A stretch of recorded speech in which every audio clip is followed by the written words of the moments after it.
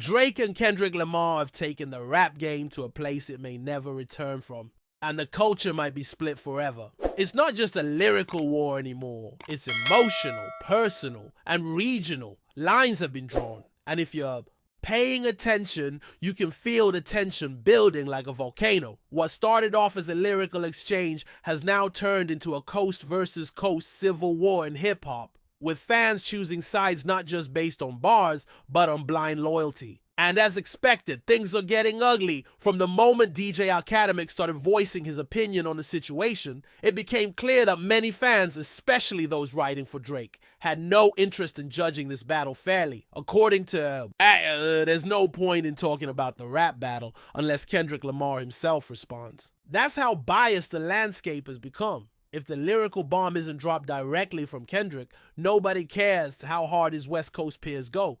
They could spit fire from the heavens and people would still say, "Where's Kendrick?" But here's where it gets even crazier.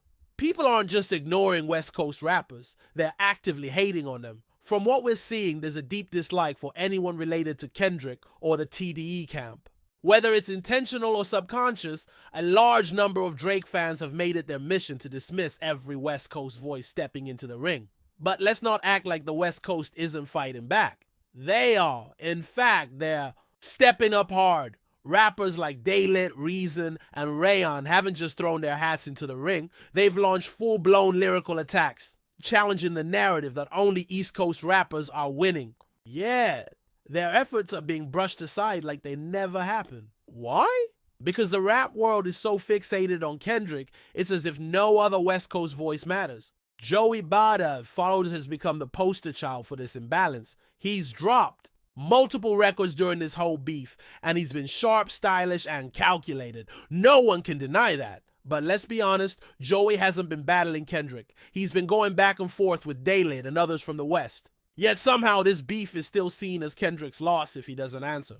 The expectations are so one-sided, it's almost comical. And if you've been listening to the Rory and Maul podcast, you already know Maul is having the time of his life trashing the West Coast. He's not holding back. He's loving every second of watching these West Coast rappers get pushed aside, and he's making it loud and clear that he doesn't think any of them stand a chance. In his words, the game has already started. This isn't warm-up time anymore. According to Maul, Joey doesn't even need to respond to Daylyt. The match is over and the West Coast lost. That's how confident he is. But that raises the question.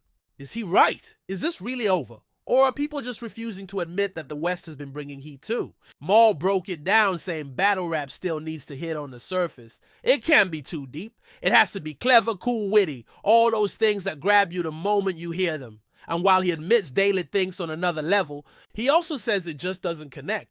If you have to explain a diss after the fact, then it's not landing. And according to him, Daylyt didn't land. Joey, on the other hand, is being praised for doing exactly what rap fans want in a battle. He checked all the boxes: style, clever lines, slick delivery. Maul says Joey is simply out-rapping everybody right now, and there's no West Coast artist that can keep up. Then came the Twitter war.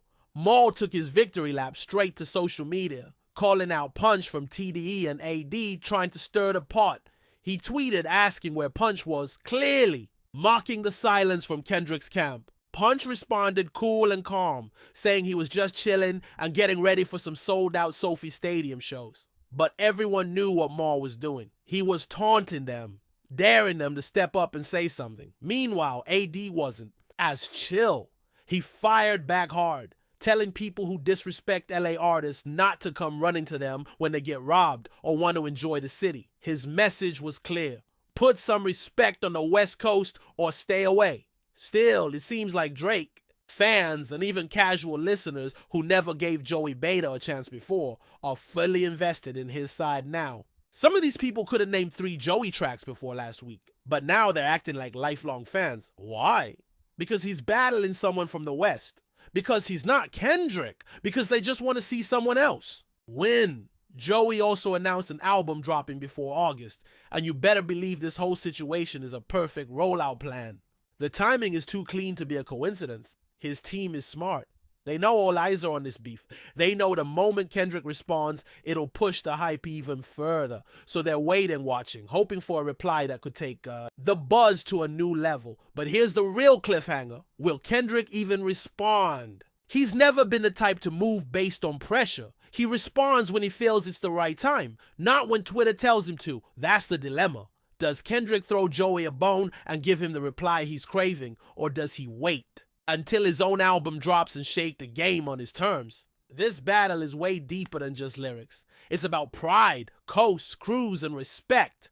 It's also about how quick people are to pick sides, even if it means ignoring pure talent. West Coast artists are dropping gems, but if Kendrick's name isn't on the track, people aren't listening. That's the sad truth. But his thing isn't over. Not even close. Every new track, every tweet, every little reaction is feeding the fire. And with Kendrick still silent, the suspense is killing the game. The rap world is on edge, waiting for that one verse that could flip everything upside down. So now the question isn't just who's winning, it's who's gonna make the next move. Will Joey keep pushing until he gets a response? Will the West Coast finally get the respect it deserves in this war?